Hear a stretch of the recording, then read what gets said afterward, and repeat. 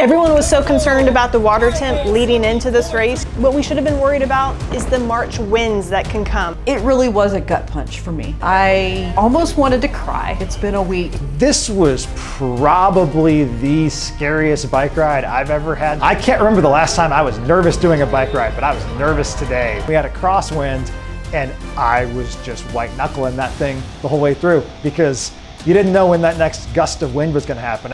I've never been more eager to get done with a bike ride in my life. If you're gonna write a storyline about 70.3 Dallas-Little Elm, the inaugural edition, the headline in 72 font is wind.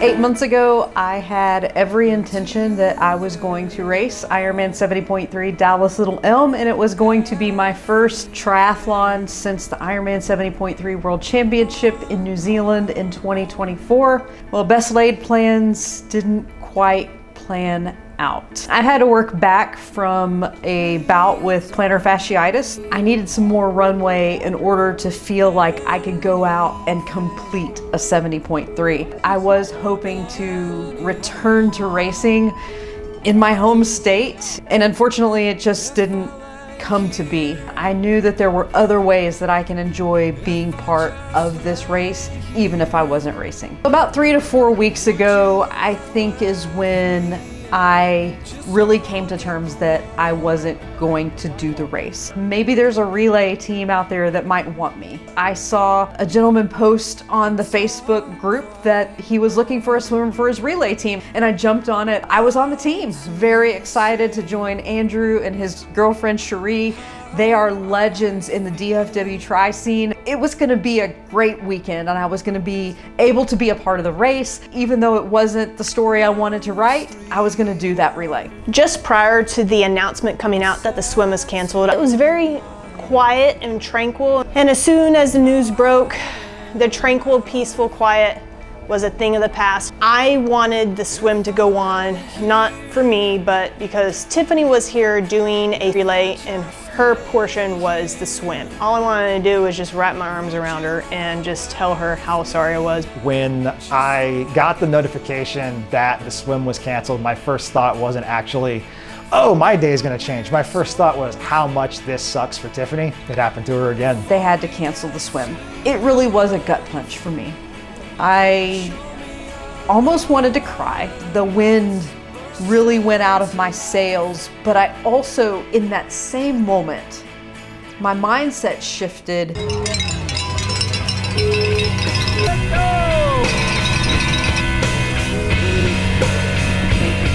I'm gonna be a participant in the day, and I'm gonna try to help someone else have their best day. I'm gonna help someone else try to get closer to the finish line. So if that was the best I could do today, I wanted that to be the best that I could do. Last time I gave an interview on camera, we were in North Carolina. I just had the best race of my career. The week before that race, I had torn my plantar plate in my left foot.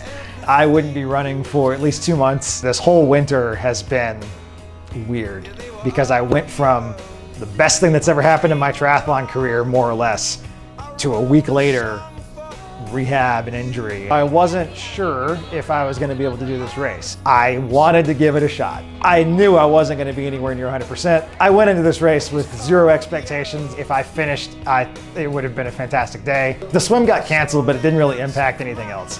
All of my concerns about today lied with winds and feet, or one foot in particular. He had every reason that he didn't even have to toe the line this week. It wasn't the story that he wanted to write, but he was here and he did it, and I'm super proud of him as well. All the things that you do. Lately I've been feeling so alone. Can someone give the antidote to me so I can finally understand where I belong? When I started the bike, less than a mile in, you have to go over a relatively large bridge that crosses over Lake Louisville. Going over that bridge, it really kind of comes at you hard, crosswind, and I legit had a very worrisome feeling that oh no, this bike course could be pretty treacherous. There was a couple times where, you know, it almost took me out, honestly. I did tell myself, do not burn all your matches at the very beginning. That wind was still just gonna suck it out of you. This was probably the scariest bike ride I've ever had personally. I was nervous today. I was just white-knuckling that thing the whole way through. Then we turned into the headwind, the demoralizing 15 miles of headwind out on the highway. I was happy to get off of the bike, but weird thing, I was now entering the discipline that I was the most nervous about. The last bit of the bike course, the road conditions were just smooth pavement, which that was a nice reprieve since we didn't have to battle road conditions. It was just wind that we were having to contend with. Knowing that the finish line was so close, I just kept telling myself, countdown, 3 miles ago, 2 miles ago, 1 mile ago. I don't know that I've ever been so reprieved to be done with the bike ride. It was a day out there, it truly was. And anyone that came through and conquered that bike course, kudos to you. To see how amazing Caitlin was doing coming off that bike. She was in contention for possibly a podium spot, if not at least a top 10 spot.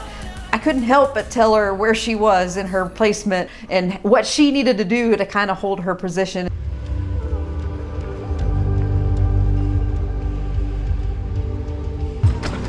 I wanted to come in at 2 hours or sub 2 hour run. You need to stay controlled if you want to come in under your goal. Come on, Caitlin, race fighting! Yeah! I fought through leg cramps in each leg the entirety of 13.1 miles. I didn't walk at all. And there have been numerous previous races where I've just kind of given in and I've walked some. You have a podium shot. Giving it what I got. Tiffany was out there on course and she was kind of keeping me in line with where I was. I was in a top 10 position in my age group and I was really proud of that and I wanted to maintain that. I could tell she was going deep for this one. The final lap got real. It did, in a hurry. It got hard. I tried to remember to race mighty and I didn't come this far just to come this far. Not just for myself, but for Tiff. I wanted to race hard for the both of us. Come on, girl, everything you got, go get it!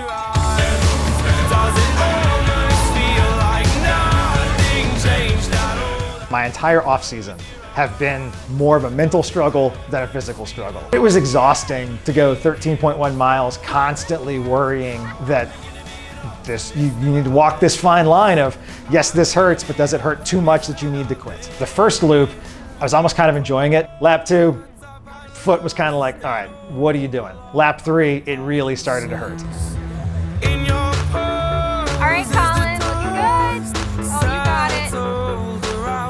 Looking good.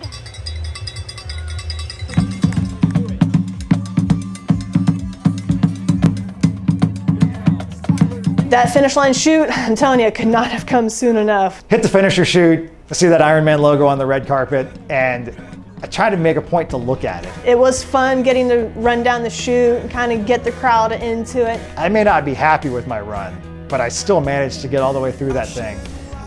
I wanted to appreciate it. I honestly didn't even know that it was the Mavericks official cheer squad and drum line. I'm equally proud and frustrated by how today went, and I'm still kind of wrestling with how to balance those two feelings.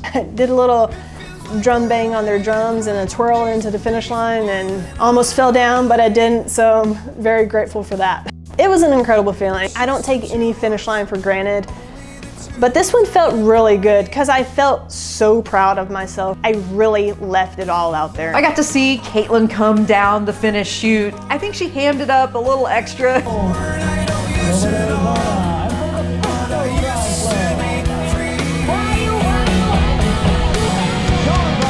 Once the cold front came in and the wind shifted, it was a full-on tropical storm force wind situation. Things were flying around transition. There were white caps on the water. It was everybody bracing themselves, bracing things around them. We were being sandblasted.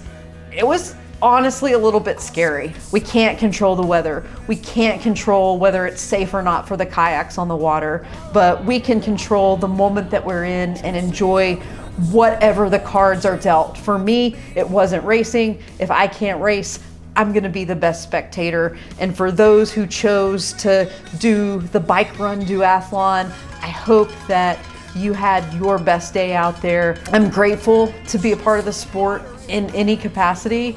And even this weekend, I don't leave empty. I am grateful for the sport, the community, those that allow us to do this, from the leadership, from the race director, to the volunteers, to the officers, the fire, medical, safety, everyone out there who gave up their time and their day to let us have our day. We appreciate you. That's a bigger part of the community of triathlon, and that's why I will say this sport is the best.